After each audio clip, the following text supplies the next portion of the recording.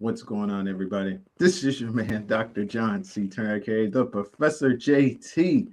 And we are here again with the Doc Chat, but we got a special one for you today because knowledge is power. So we're going to talk about sex to make sure you understand you are doing the right things when it comes to doing your sexual thing. I got Dr. Valerie Daniel, Dr. Tiffany Montgomery.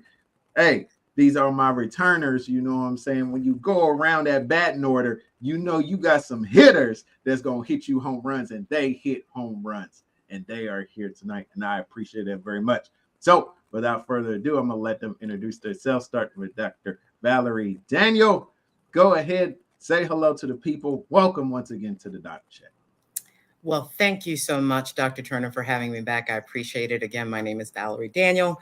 I am a psychotherapist in practice in Central Philadelphia, in Pennsylvania, and I work with individuals and couples, and I am very grateful to be here to have this, what I hope is going to be a very spicy, juicy conversation about sex. Hey, she already got that wine on the side, folks. Absolutely. I told you I was coming ready tonight.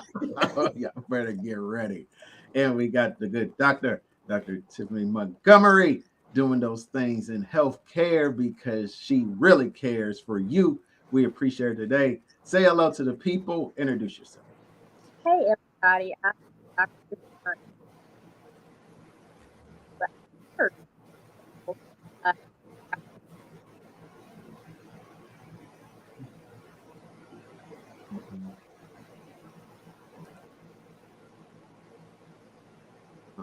Hold on real quick, Dr. Tiff. I think you're going in and out. We're in and out. We can't really hear you all the way. Yeah. Is that better? That's better. There you go. Introduce yourself one more time. There we go. So I am Dr. Tiffany Montgomery. I am a nurse with a PhD. I used to work in academia and work per diem in the clinical setting, but now I'm back in the hospital full time. Really loving it. I actually work on an OBGYN unit. And I study STDs when I was getting my PhD, and study STD prevention and different interventions that we can use to prevent STD spread among young adult women, particularly Black women ages 18 to 25. And Dr. Valerie, I didn't know this when I saw you on a former episode, or previous episode, but I'm from Philly. Well, I lived in Philly for 6 years. So I moved to Texas from Philadelphia. I just moved here last year. So we just missed each other. Well, and here's what I can tell you. I used to go to Texas all the time because my sister lived there for almost a decade. So wow. Yeah, we're going to definitely have to make sure we connect after this one for sure. Because we family. We family. So yes, absolutely. That's what's up. That's what we do here on the Doc Chat, folks. We family out here. The connections are happening. We want to really say thank you for all the commenters, everybody that views us. Dr. Whitty, who was on with me just the other week. We appreciate you always tuning in. Now, let me tell y'all, I got heavy hitters on this subject for a reason, because we want to hit this topic from every angle that we can and bring you real talk. Because why this is such a taboo topic, I don't know. Because we all know y'all doing the stuff. We know what y'all doing. And so we want to make sure you're doing it in a safe manner. That's why we got doctors out here that talk about the great stuff.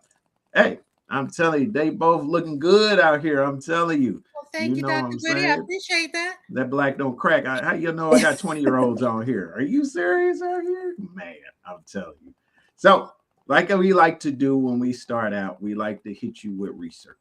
We like to come with what's going on out there, what we should be really thinking about. So I'm gonna actually start with Dr. Daniel, because I know she has some things that she wants to put out there. And I want you to go ahead and tell the people your thoughts on the topic of sex and what you have for them starting now. Okay. Well, I think in general, I'll say it from two perspectives, because Dr. Tiffany, like you, part of my research for my dissertation was also on sexual habits and behaviors in African American women. So I have a little bit of common ground there with you. I think in general, though, in society as a whole, but in our community as well, I think we've got to do a better job of demystifying sex. I think we need to do a better job of educating our little boys and our little girls about not only their own bodies, but how to treat and respect the bodies of others. That's good. And I'll say, especially for our community, I think we need to begin to talk about the sexual trauma that so many of our young girls face that winds up becoming an issue in their adult relationships, from the sexual to the emotional aspects of that, because it's huge. And it goes into one of the questions that you talked about tonight in terms of where does the church, or how does the church play into this? Mhm. We have a lot of work that we need to do within our own community about how we deal with sex and how we position and view our little girls. That's what I'll say. Okay. And I appreciate that. Just giving us a little bit of nugget of what we're looking to jump into when it comes to this conversation, which is very, very important, because you already hit on some top key areas that I believe that are just totally not even brought into a perspective so much that people are hurting themselves and not even realizing. Okay. So I think it's very, very important that we continue to preface where we're going with this conversation, and know that, I'll be honest, we know not everybody's going to watch this. They're not going to take it in the right perspective, but we do a disservice by not having the conversation. That's why we got to have the conversation. All right. We're going to go to Dr. Tiffany. Kind of give us a little preface on where you are with this conversation, the direction we're going, and what do you feel are some important things our community needs to know? Sure. So I will give a disclaimer and say this has been a really difficult subject for me to research, to talk about. I don't have children, but I have 4 godchildren. And as my goddaughters got older, I realized the things that I tell my patients, the things that I might relate to other researchers, the things that I talk about from a scholarly standpoint, aren't necessarily the things that I would tell my girls. And I really struggled for a little bit with, like, do I maybe need to find another job? Do I need to go back to L&D and not do so much on the preventative side? Because I was seeing people and having conversations with them that would be very different from the types of conversations I would be having if my girls came up and talked to me. Matter of fact, my oldest goddaughter is getting ready to go to college. She's moving into the dorms next week. And I was talking to her just yesterday. You know, and some of the things that I was saying to her, I don't know that I could have those conversations with my patients. And it just, it's, you know, it's a hard problem to have, but yeah, I still struggle with that a little bit. And I guess we could get more into that. But on the academic side, we know a lot of things about sexual behavior. One of the things I found when I was doing my research, which I thought was really interesting, is that the sexual behaviors of Black women are not vastly different than the sexual behaviors of anyone else, to be honest. I think because Black women tend to have higher rates of STDs and STIs year over year, people think that we are more promiscuous. You know, we're out here doing things that other women aren't doing, and that's why we keep getting these diseases and these illnesses, and that's just not true. But what I found was that a lot of our health issues have to do with issues within the healthcare system and just systemic issues in general in our society. So there are things like Black women, and more so Black men, being more likely than men and women of other races to date their own race. men and women of other races have higher rates of interracial dating. Well, when you think about Black men who only date Black women or vice versa, and I'm sorry, I'm just talking about heterosexual relationships because that's what my research was in. Okay. Can't really speak to homosexual relationships. But when you think about these heterosexual relationships, you start to see certain pieces of the pie, if you will, get taken away. Black men have a much higher rate of incarceration than other men, even though the rate at which they create crimes is not necessarily higher. Yeah. They're incarcerated at a higher rate. So that takes some Black men out of the pie. You have some Black men who don't date women who are homosexual, and that's fine, but that's just another piece of the pie that's taken out. You have enclaves that Black people tend to live in. And I think historically it was a way for us to keep ourselves safe, but we still tend to live in community with one another, where a lot of other races live in more diverse communities. Mm-hmm. Well, if we're all living around each other and we already have a number of men who are taken out because they're either incarcerated or they don't date women, or a number of other reasons, we're all essentially dating the same guys. Wow. Right. So you have a much higher rate of, I don't even know the word right now, but you have a much higher rate of men who are dating multiple women, and not just dating, but having sex with multiple women than you do in other races.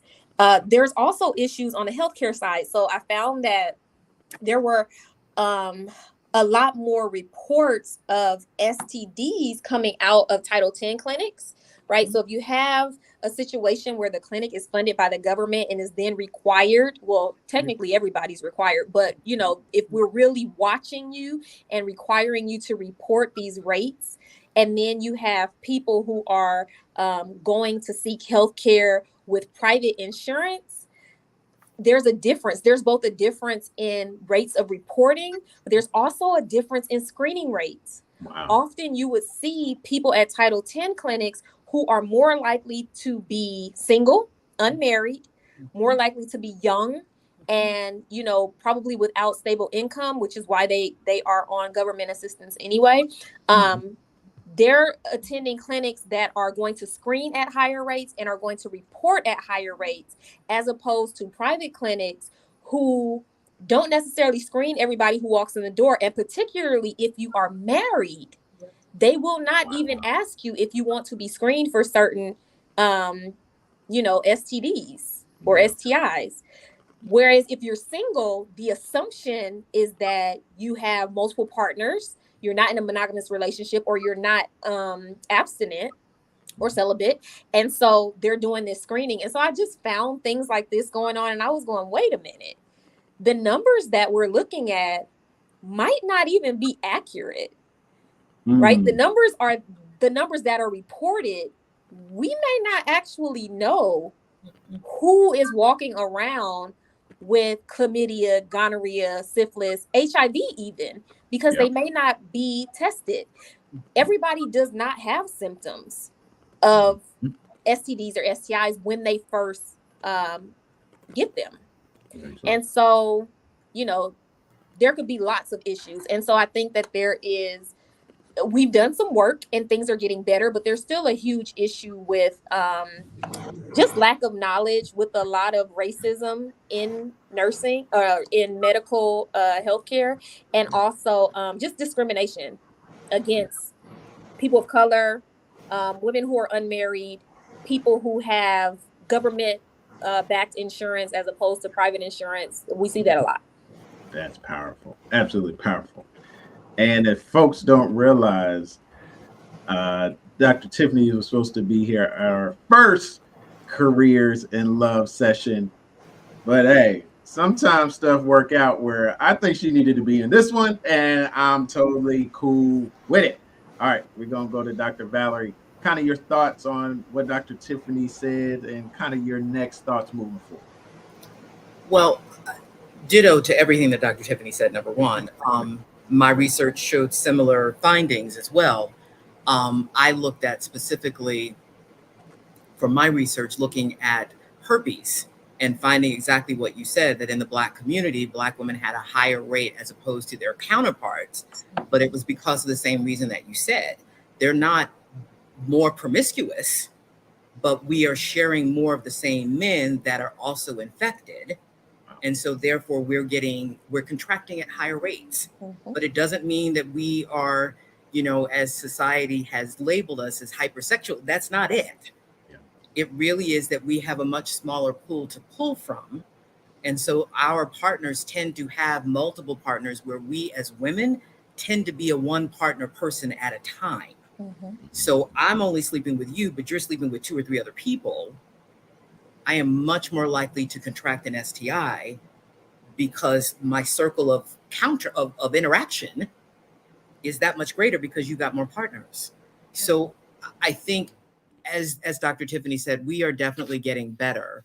What I will say, being a therapist, because you see them in the medical side of it, I see them when they've gotten the diagnosis. I've worked with a couple of people that have left a clinic, and I just found out that I've got whatever it is. And it is a conversation about looking at how did they get there? What do they need to change moving forward? And how not to shame themselves for what this may mean for the rest of their lives.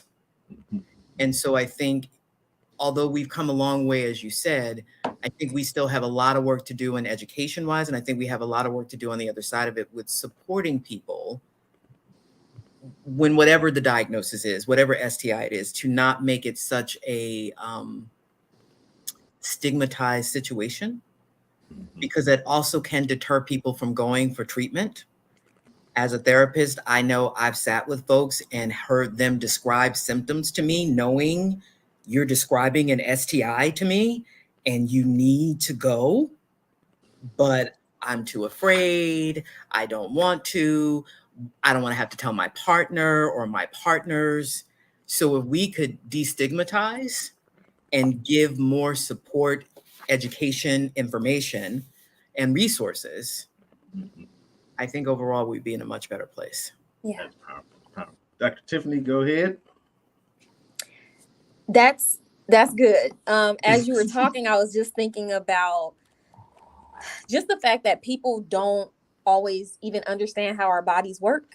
Amen.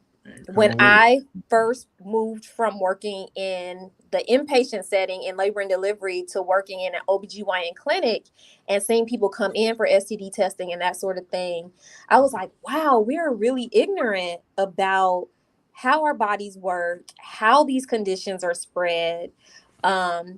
At the time, and I think this might still be the case, the number one sexually transmitted infection or really disease, is a virus, was HPV, right? And so a lot of people, you go for your pap smear.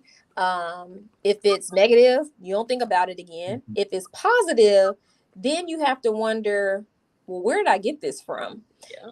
And if you've had multiple partners, there's no telling, because signs and symptoms of HPV do not have to appear the first time you have a pap smear after you've actually contracted the virus.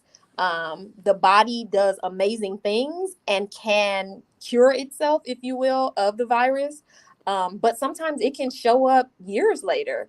Yeah. And I've had situations where you have to talk to people about, oh my gosh, my boyfriend's going to think I was cheating or whatever. And it's like, no, this is how this works. Let me explain.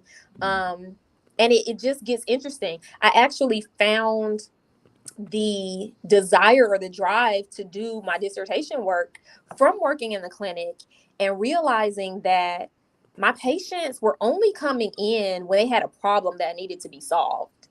I wasn't seeing young adult women come into the clinic for routine care.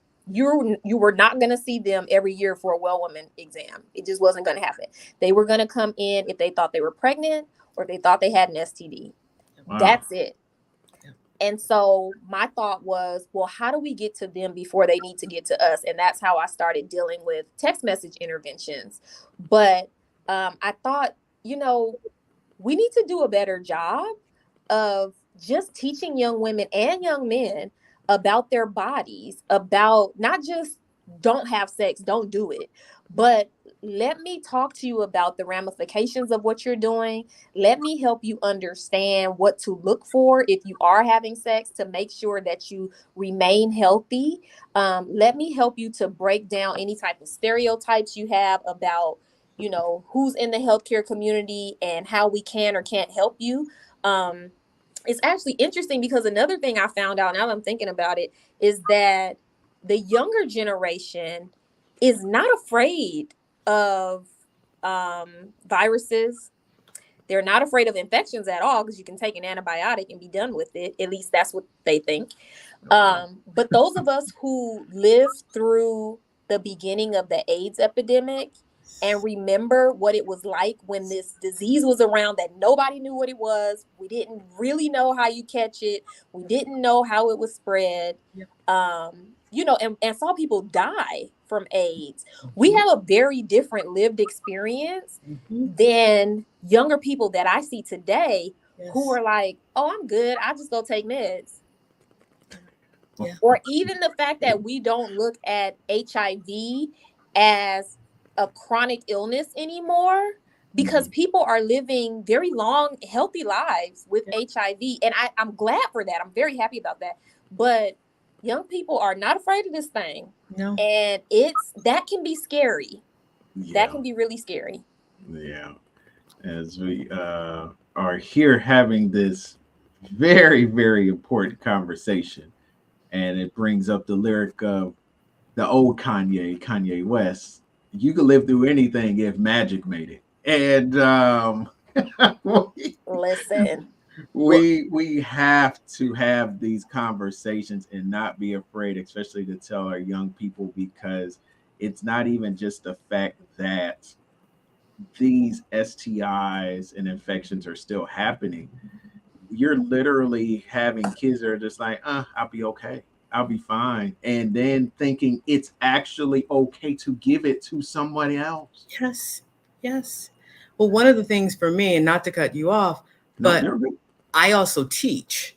And so one of the classes I teach is development through the lifespan. And so I see you shaking your head, Dr. Tiffany, but so you know, when I get to the part about human anatomy and going through the sexual organs and how they function, I am amazed at how many sexual myths are still out there. Yeah. And I am amazed at how much, as you just said, Dr. Turner, both of you just said, there's a lack of concern, which is scary. Yes. Because I'm guessing I'm older than both of y'all. So I was even around before the AIDS pandemic started. And I truly not only lived it, worked in it. And I remember how scary it was. Yeah. How overwhelmingly awful that death was. And as you said, Dr. Tiffany, to hear kids now like, I'll just go to the clinic, I'll get some pills, I'll, take this for 10 days and I'll be all right. Do you really think I need to tell my partner? Yeah, you do. Yeah. Yeah. Oh, well, why? Because they need to go get tested. And just like you're about to take some antibiotics, they need to take some antibiotics. That's true. But that mindset of, it's not a big deal. Take some pills, I'll be good and be on about my business. Mm-hmm. When you really don't even know how your body functions. Yep. I've had the same conversation with folks with herpes. Oh, well, I've got to go tell my partner and they're going to think I'm cheating. Well, no, this virus could have been living in your system. Yeah. For a long time. So don't go into this thinking it means you cheat. I didn't. I know you didn't. It's okay. Yeah. But because there's so many myths and misconceptions, we're out here having sex and not knowing what the heck we're doing. Yeah. There you go. There you go. And I'm telling you right now, I appreciate you, Dr. Whitty. I see you out there. I do. It's a little quiet in them comments. It's a little quiet out there. I know y'all tuning in because these are the conversations we need to have. And this is a good question. You find that people are likelier to reveal their STD or STI status to others today more than they did in the past. I think they're kind of hinting on that. I think the answer I've seen is no. But Dr. Tiffany, what are your thoughts? Yeah, I don't necessarily think so. You would be shocked to see how many women that I've taken care of in labor who have herpes or even who have HIV. Okay. And we are medicating them during their labor for these viruses, and they have not told their partner. Wow. And so I have to come in and hang a medication or give you a pill and play it off like, oh, here's your pain pill, or here's your medication for your GBS status or whatever, because the person who is sitting right there with you has no idea that you've been positive for years. Wow. With this virus.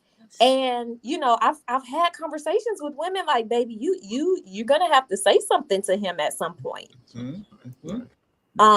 It's shocking. It really is. I have the same situation when I do my intake with folks, and I do a portion of it that's a medical, because I want to know what you're dealing with.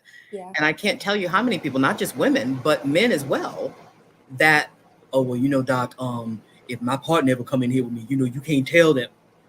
So your partner doesn't know that you, oh, no, I ain't never said nothing. Yeah. How are you doing that? Yeah. Because that's this person, you realize you're exposing this person and they don't even know, right? Well, but you know. So yeah, I see it as well too. And I don't think, unfortunately, Dr. Whitty, that we've gotten any better with being able to divulge our truth. Unfortunately, no. Yeah. We appreciate you tuning in, Gary. Hey, they're going to keep it coming because they got to. This stuff is amazing. Absolutely amazing. And hey, good Dr. Austin says it, and it's true. So true. The lack of information out about the functioning of the human body, how's it works. Now, if you are here checking us out, let us know you check out. Don't be shy. It's okay. If you like, oh, Dr. Turner, don't put me up there. Don't show me to talk. Listen. If we're not talking about it here on the Doc Chat and these great doctors, we're not doing our job. We're not doing it. Now, there is a piece I want to go into, and I got tons of research I could throw out there, but I'm having too much fun. This is great. This is amazing stuff. I'm getting it from the gurus right here. So we're going to go with this. But there is one piece I do want to go into, and that is sex and spirituality, because I feel like that in itself is such a huge thing that has people doing the wrong things with the wrong people, not because that's the wrong person, but that equally yoked is killing them more than even the physical part of it, that spiritual part of it. So we'll start with Dr. Tiffany, kind of your thoughts as we look at sex and spirituality. I have a little bit of personal history with this situation. And I'll tell you about it in a second, but what I realized from my own experience and the experience of others is that we tend to be more concerned in the church about perception than about reality. That's real talk. And so we'll preach no sex before marriage, don't fornicate, which is good, right? That's biblical. But it's just as long as nobody knows it, right? When your dirty little secret is out because you're either pregnant or you have an STD or, something like that, we want to try to cover it up. And I think a lot of times, instead of dealing with the sin issue and the root of the problem, we want to just deal with the leaves on the tree, right? Like we want to rake up the leaves. We don't want people to see leaves falling off our tree. We don't want to deal with the root. I have never shared this publicly, but I'm fine talking about it at this point. I grew up in the church. I love the church. I love God. And I'm so happy that my experience did not shake my faith.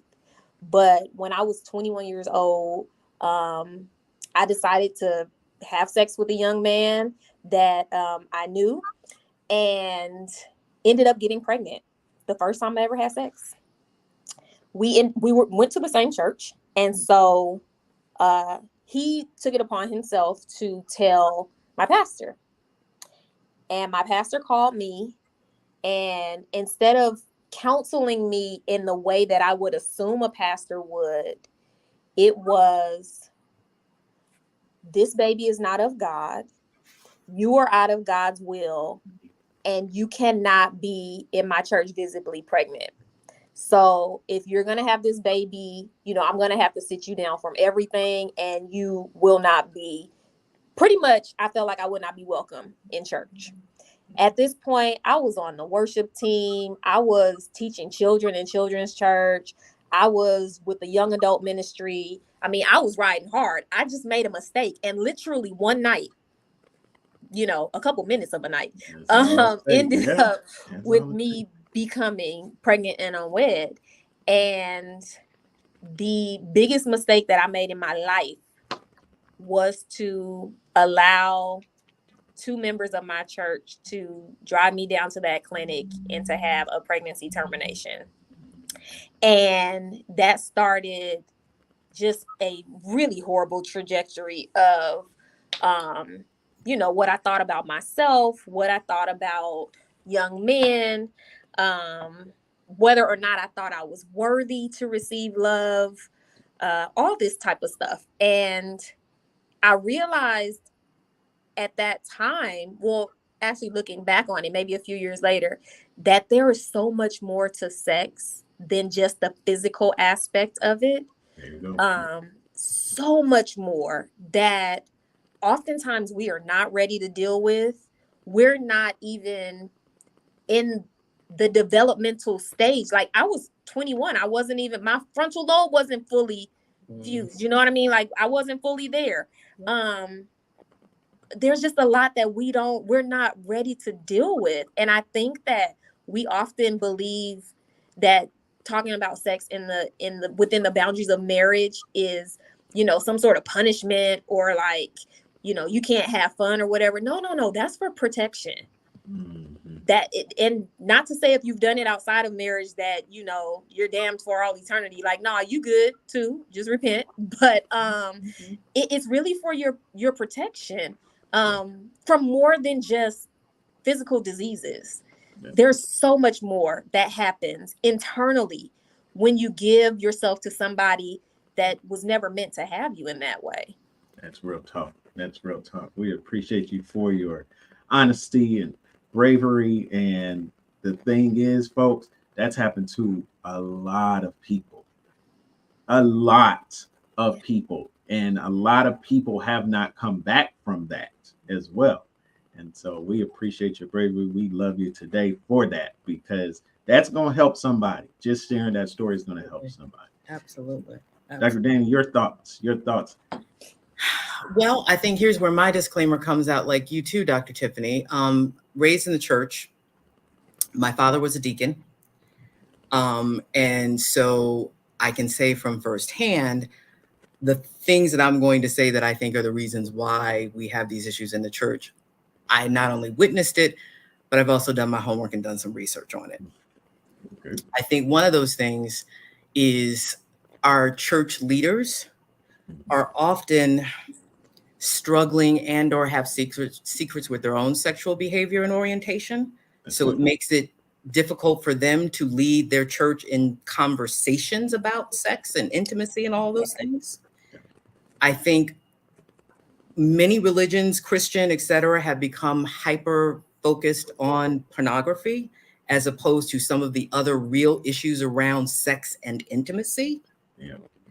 I think talking authentically about sex means you got to talk about pleasure and arousal and orgasm for both partners. Yeah. And if we do that in the church, it changes and shifts the whole paradigm of how churches are set up. They're patriarchal with women as minor players, only there to serve the men. Mm-hmm. They've also taken that and extrapolated that to the sexual part of that women are just here to serve the men. So thinking about your pleasure, about your orgasm, about your arousal, I don't want to have to do that. Yeah. I always think of it in terms of one of my favorite lines out of The Color Purple when Miss Celie says, "How did he die? On top of me." That's kind of like what it is. Like, you lay on me and do your business because you're my wife and so therefore betrothed to me. So I can do whatever I want and I'm not worried about whether you enjoy it or not.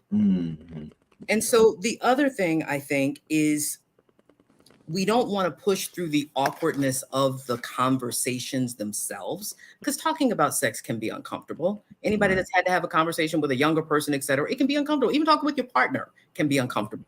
And I think as a collective, churches have decided that that's too awkward of a conversation.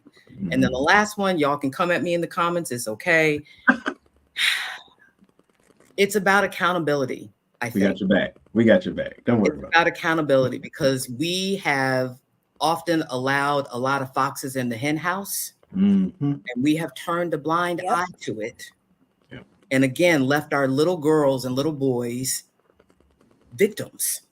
And we often don't say anything. We don't validate when they come through, because not Mr. So-and-so, not Reverend so-and-so, because that's a member of God. He wouldn't do that.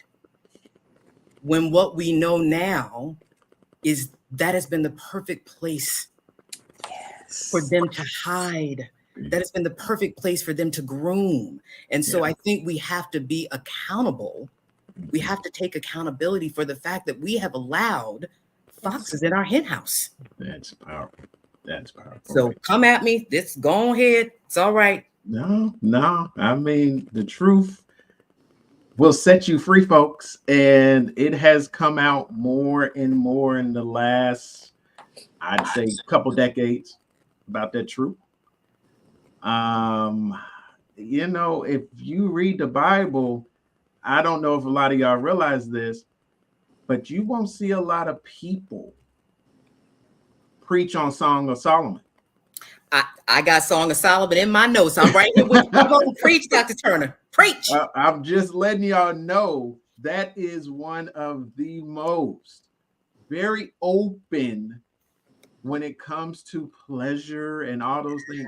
Books of the Bible. If you are celibate, don't read it. Just leave that alone. Right, girl, you ain't never lied. You ain't never lied. You do not want to read Song of Solomon if you celibate. Absolutely not. Let it go. And I'm telling you, look, and I grew up in the church myself, and the one thing that hurt really bad was knowing that the pleasure part of what sex was a lot of times what the people were going after. But since you put it in this preference of we can't talk about it at all, but then you still have little girls and little boys, but this feels good when I do this. Now you're setting them up for failure when we could have just had the conversation to really help them through it.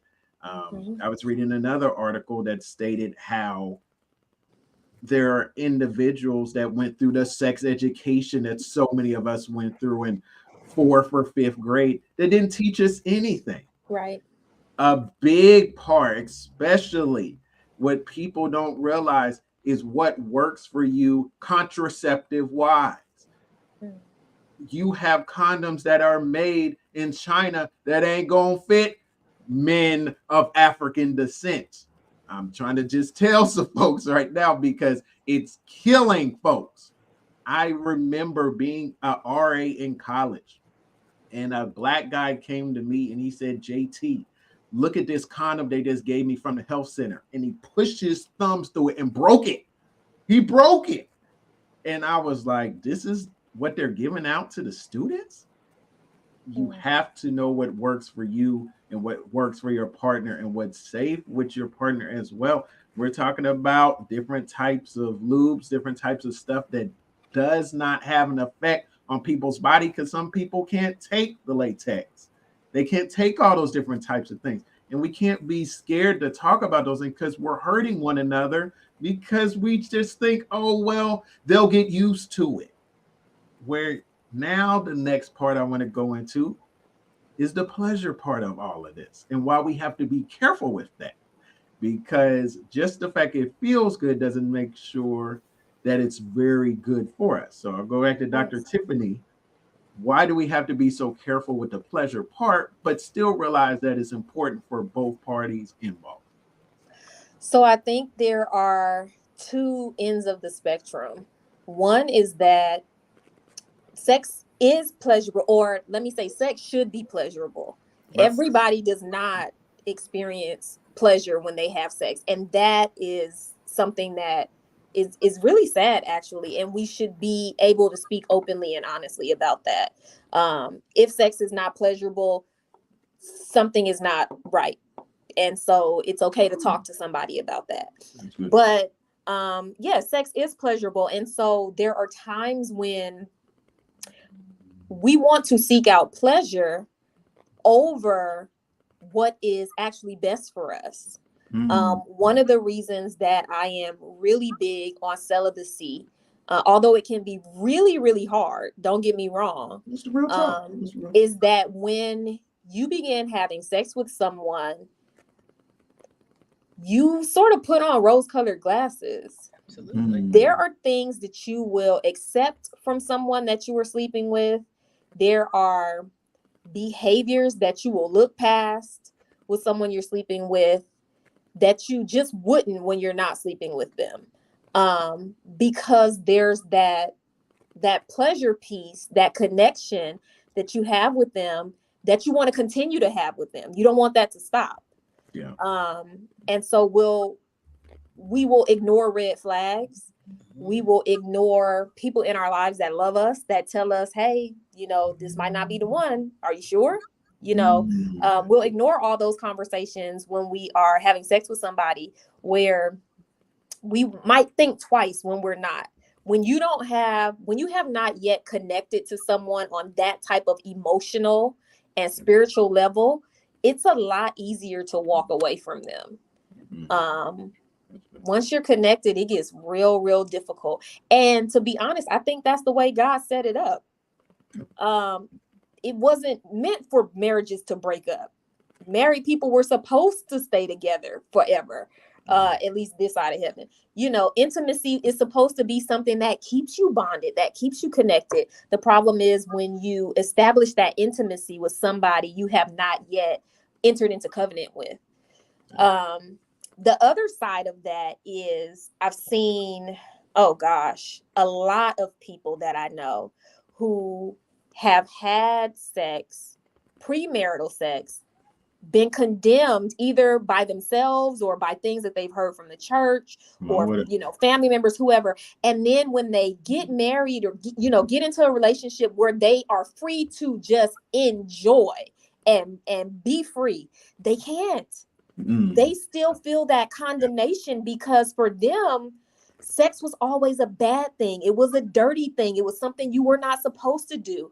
And so on their wedding night, and for many months, even sometimes years afterwards, they could not allow themselves to be free. That's the spiritual part. Because they still felt that condemnation. And so we have to be really careful about how we package sex. How we approach this discussion, especially in the church. I don't think it's something that we should shy away from. I think we should talk openly and honestly about it. But we just need to be careful that we are not condemning something that God created and something that is absolutely beautiful. We just need to make sure we're talking about keeping boundaries around that thing so that we stay safe mentally, spiritually, emotionally, and physically. That's good. Yeah, my parents have passed on, but the story of Dr. JT is they got married because my mother got pregnant and the first child passed away and they got divorced. My mother, which I still believe this day, wasn't supposed to go back. My dad wasn't the best guy. She went back and then made a guy named Dr. JT. And guess what the church made them do? Get married. All for my mother to tell me years later, I left your father when you were about 2-3 years old because of the stuff he was doing. They weren't supposed to get married anyway. Yeah. But the thing was, they were still getting it on in their way that created lives. And so we have to get to the point in the church, if you know for a fact you're uncomfortable with having the conversations, call somebody in that's going to have them in a great manner for your youth, for your adults. Yeah. It's okay, because we are just past the point of just being dumb about this. We're past it. Dr. Valerie, your thoughts? Well, let me just say, not only from our youths and in our church, but having also worked in nursing homes and had seniors coming to me. And Dr. Tiffany, you know that for many years, that was our second largest population of STIs. Oh, yes. Because seniors, the season folks? Oh, they get it in. They get it in. Let me tell you, they get it in. Okay. I cannot tell you how many little old folks I had to take to Walmart to go get some condoms. Okay. Because sex education was real up in the nursing home. Y'all cannot be up in here flouting around like this. Only on the doc chat, folks. Here we go. I'm just telling you. I love it. I love it. Yeah, I think, as you guys both said, I think we've got to be much more diligent in our separating the two, because for me, what I talk to clients about, and Dr. Whitty, as you said, we will often ignore red flags and big stop signs. Yep. What we often do is we confuse sex for emotional, mental, and psychological intimacy. And so it kind of goes to what you guys are both saying. I don't want to stop because the immediate release of those hormones and that euphoria of having sex, yeah, I don't want to let that go. So I'm way more willing to ignore those red flags because I want to keep that feeling going, but it only lasts for 2 minutes. And the rest of the time, you miserable. That's true. So I spend a lot of time with adults who have, as you said, Dr. Tiffany, we've engaged in sex way too soon. And now I'm addicted to the feeling of the sex. There you go. Yeah. But I don't really like you like that. Mm-hmm. Yeah, as we but go. Now I'm stuck because I like the feeling, but you's a pain in my behind. Don't answer that phone after 11 o'clock. Don't do it. Don't do it. Yes, Danielle, our seniors are getting it on in the nursing home. Okay. Yes, they are. I'm here to tell you. They don't care. You are exactly right. They don't care. They are having fun. They can't have no kids no more. And so they are all about trying to have some fun. Yeah. Absolutely. They got that good Viagra going on, I guess. Cialis. Yes. Yes. Absolutely. Hilarious. Absolutely hilarious. I'm telling you right now, this is gold, folks. Gold conversation. Dr. Valerie Daniel, Dr. Tiffany Montgomery. We appreciate them so much, this great conversation. So now I want to jump into your working professional. How do you just keep stuff safe and happy? That's it, sexually. With some intimacy, with some spirituality, how do you just make it okay? Is there a point where it could feel like I'm okay sexually? Is there a point, Dr. Tiffany, people can get there?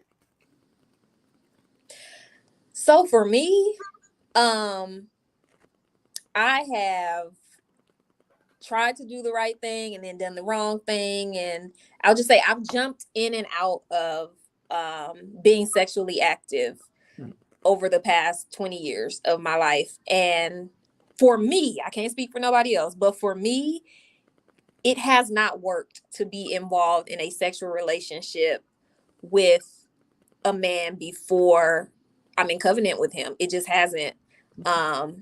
It always complicates things. Even if it doesn't start out that way, it's coming.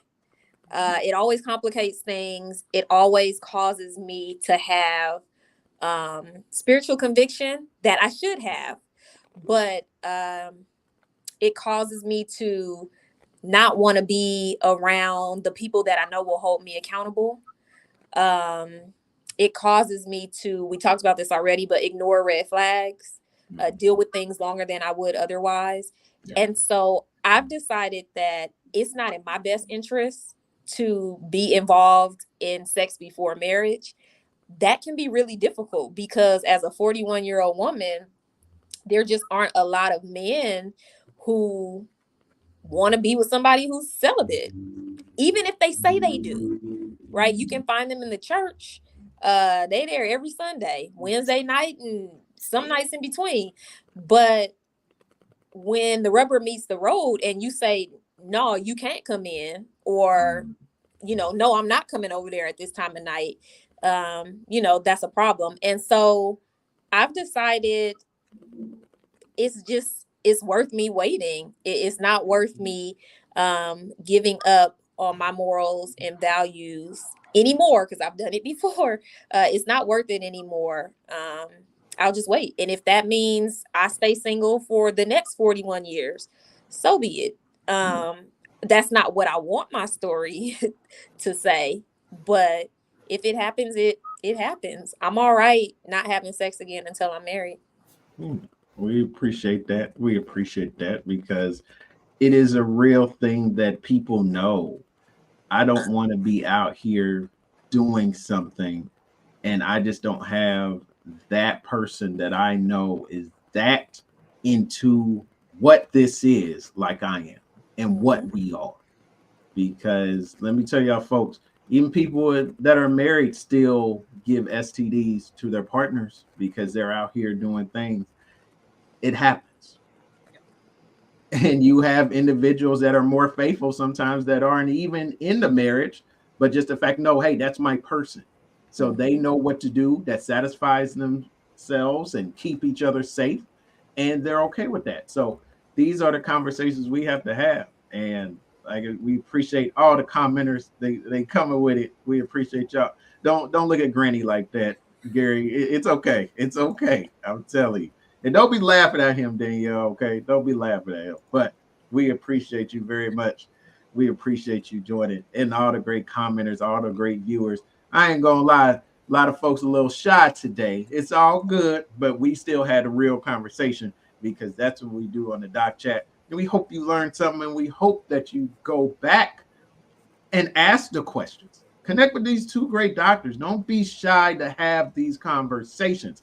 That's why we have it here on the Doc Chat show, and that's what we do. So, Dr. Daniel, kind of go back to the same question I asked Dr. Tiffany.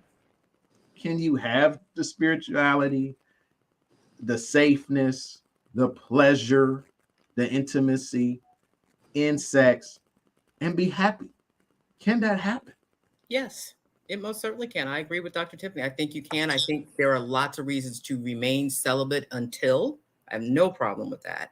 If you're going to choose to be sexually active in either of those camps, though, I would say it starts off with, as you said, Dr. Tiffany, having that open and honest conversation. That's got to be number one between two people, open and honest conversation. Mm-hmm.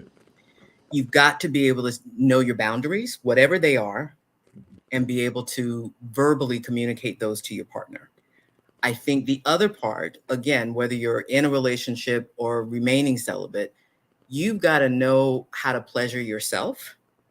And I can't tell you how many folks I talk to, men and women, well, maybe a little easier for the men, but still, how do you pleasure yourself? And it goes back to where we started with sex education, knowing how your body works, how your anatomy works. I have grown professional women that do powerhouse jobs, badass women. And we start talking about sex and what they're about. Well, my wee-wee, girl, my cooch. Can we use correct terminology, please? Can we please use correct terminology? Use a grown-ass woman. Can we use correct terminology? And I say the same thing for the men, because how are you going to talk to your partner and you can't talk about her body without using street language? Mm-hmm. So you've got to know your own anatomy. You've got to know how to pleasure yourself. You've got to know how to take care of yourself in terms of that. And then if you are with someone, you've got to be open to exploring what is sexually stimulating to each other. Again, staying within your boundaries, making sure that everyone is safe, but you've got to be willing to do that. And you've got to be willing to understand that sex is an action. Intimacy is a feeling, and that comes straight out of that video that you posted, Dr. Turner, but it is. Sex is an action and intimacy is a feeling. You got to know the difference. And then you got to have regular conversations about sex, what feels good, what doesn't feel good, what do you like, what you don't like. Talk about your fantasies. I ask couples all the time in couples therapy, do you ever talk about your fantasies?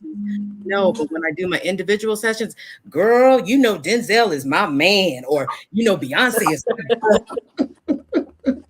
So did you ever tell your woman to dress up like Beyonce and do her best thing? No, I could never say. Why can't you? Yeah. If that's going to be your person and you're going to live the life of Solomon with that person, then they need to know. And then again, girl, you dress up like Beyonce, I'll be all right. because that's what's going to keep you happy and married and That's together for the rest of your lives. That's good. That's good. So yeah, Telling- it's very possible. Yeah. Because we had to get honest too, especially with our younger folks, and let y'all know you're gonna hit 40 and some stuff gonna start changing. Baby, listen.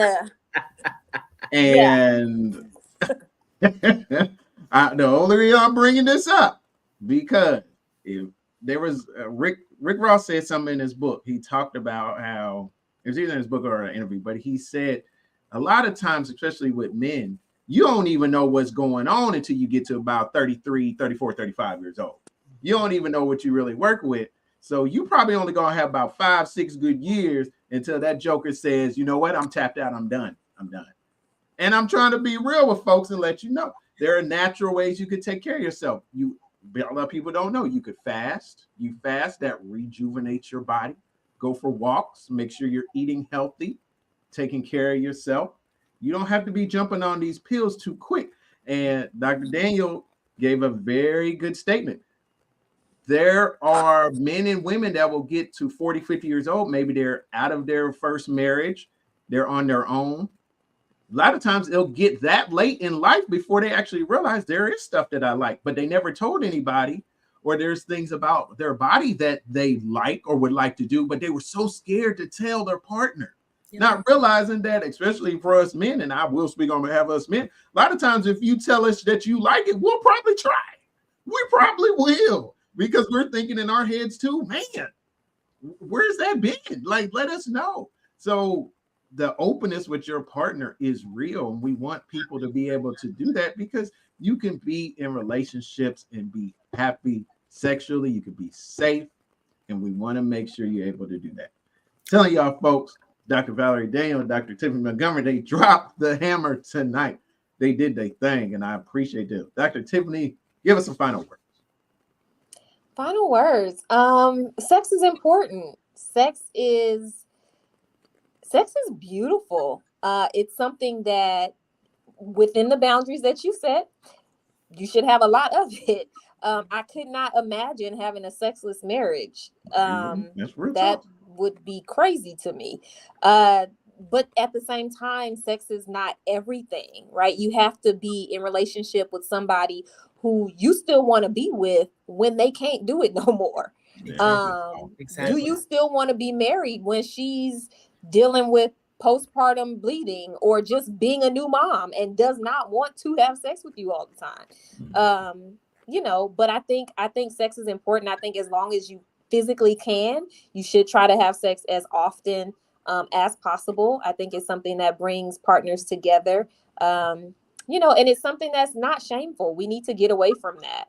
It's there's nothing wrong with sex within boundaries. So yeah. That's good. And where can people find you, Dr. Tiffany? People can find me on various modes of social media. Right now, I'm not on it as much as I used to be, but LinkedIn is probably the best place to find me at Dr. Tiffany Monique. That's good. And congratulations on the new gig. I hope it's going well. Very proud of you. That's Dr. Tiffany Montgomery, everybody. Dr. Valerie Daniel, final thoughts and where can folks find you? Well, I will just again piggyback on my colleague there, Dr. Tiffany, because I think it is, as she said, it is very possible. And I think, again, having worked in nursing homes, I agree. I think we should be trying to have sex as long and as often as we can. It is healthy. I know I've had a lot of trainings with nurses where we had to talk about that. I know you may not want to go in there and see Mr. and Mrs. Johnson doing their thing, but that's why we got that do not disturb sign. So let them get their business on, and then you can go in and do what you need to do. That's good. Because it does keep couples connected. And so if you are able to, again, within limitations, I've had conversations with, post hip replacement, knee replacement, what positions, blah, blah, blah, blah, blah, blah, blah. But if you still have a desire and you can make it happen, it should continue, because it is one of the best things that you can do with a partner to connect you and keep that bond going.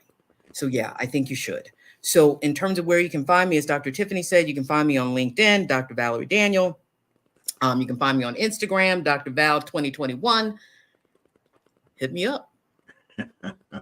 We love it. We love it. That's Dr. Valerie Daniel, everybody. I just cannot say thank you enough for this honest and real conversation on this evening. This is the Doc Chat, folks. These doctors came with it, and we're going to continue to come with some amazing conversations. This is Dr. Valerie Daniel, Dr. Tiffany Montgomery. Thank y'all both so much. Thank you for all the commenters. Just incredible, incredible conversation. And I'm telling you, keep tuned in. We'll be right back next Thursday evening. God bless. And to everybody, we say peace out, folks. Bye, everybody. Bye.